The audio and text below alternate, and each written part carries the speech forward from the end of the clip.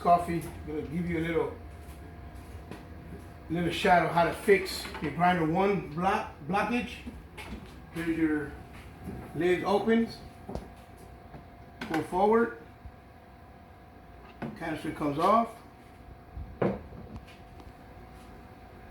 guide both hands together, lift, throw out whatever coffee's in here, and you're gonna spin it forwards and backwards.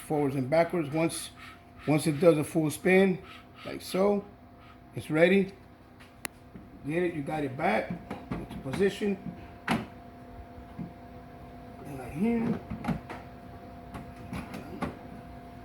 Once that is done, put your bean canister back.